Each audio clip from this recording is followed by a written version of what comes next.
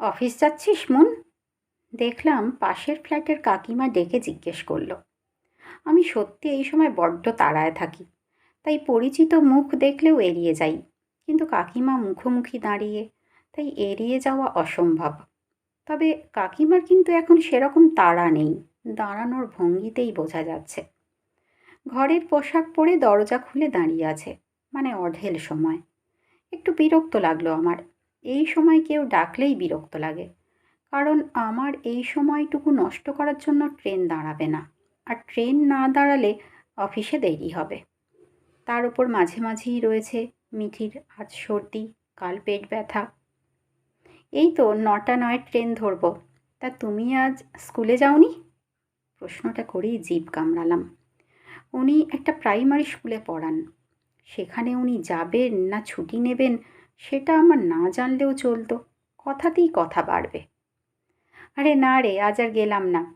আজ যেহেতু ব্যাংকে যাব, তোর কাকুর সাথে কিছু কাজ আছে, একটু টাকা তুলবো বুঝলি। আসলে আজ একটা সোফা ডেলিভারি দেবে, ওটা আমিই কিনলাম আমার জমানো টাকা থেকে। এতদিন তো শুধু টাকা ঢুকেইছে, কি ঢুকেছে কত জমেছে সেটার হিসেব রাখা হয়নি। তাই আজ একটু ব্যাংকে যাব। তোর কাকুই তো সবটা করে, আমারটা তো শুধু জমতো। কি জমেছে সেটা দেখব, তাই একটু পাসবই আপডেট করাবো। এটিএম থেকে টাকা তুলবো, অনেক কাজ আছে। তোর কাকুকেও বলেছি আজ ফ্রি থাকবে। তোর কাকু ছাড়া এই কাজগুলো হবে না বুঝলি। আমি অবাক হয়ে দেখছি কাকিমাকে। যাই করুক, কিছু তো করেন, মানে স্বাবলম্বী।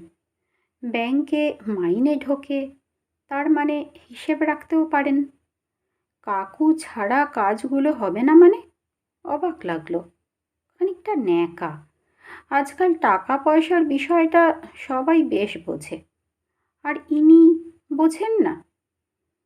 কাকু ছাড়া কাজগুলো হবে না মানে? জিজ্ঞেস না করে আর পারলাম না।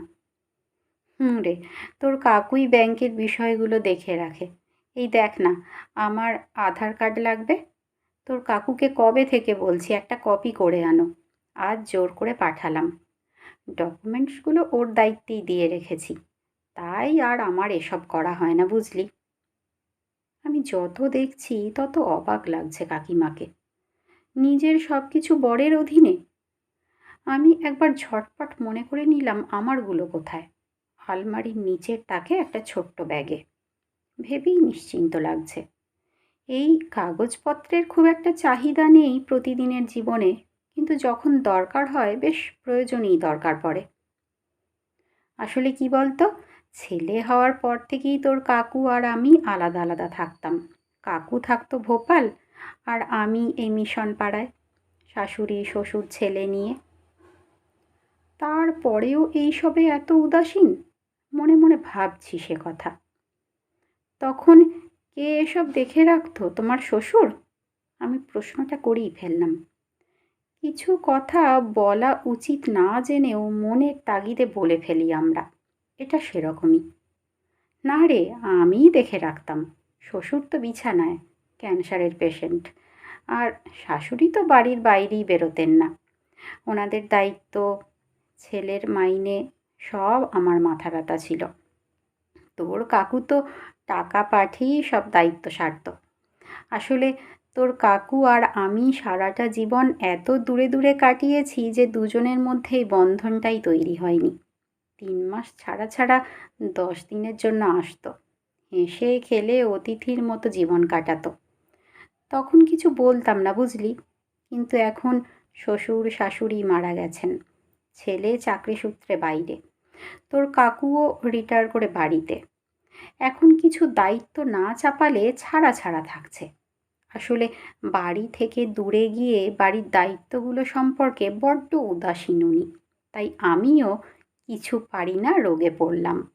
নাও বোঝো এবার, না হলে সব দায়িত্ব যদি আমিই নিয়ে নিই, ওকে দরকার পড়বে কেন? আর শেষ বয়সে এসে এইটুকু বাঁধনের দরকার আছে। আসলে কি বলতো, ও একা একা থাকতে থাকতে নিজেরটা বেশ গুছিয়ে করতে পারে, আর আমিও পারি। তাই দুজনের কথা খুব কমই হয়। আর সারাদিন কথাটাই বা কি বলবো, যদি একটু দরকারি কথা না থাকে। বলতে পারিস অনেক পরিকল্পনা করে আজ আমি কিছু পারি না, কিছু জানি না। আমি শুধু ঘরের সব কাজ জানি, ওষুধপত্র সম্পর্কে জানি, আর আমার স্কুল সম্পর্কে জানি। বাকি সব তোর কাকু জানে। জানতে আর পারতে সবাই পারে, তাতে অনেক স্মার্ট হওয়াও যায় কিন্তু কাকিমা। এ তো আরও অনেক স্মার্ট কাকিমা। সত্যি তো, সম্পর্ককে বেঁধে রাখার জন্য না জানাটা জরুরি। যা রে, বকে বকে তোর দেরি করিয়ে দিলাম।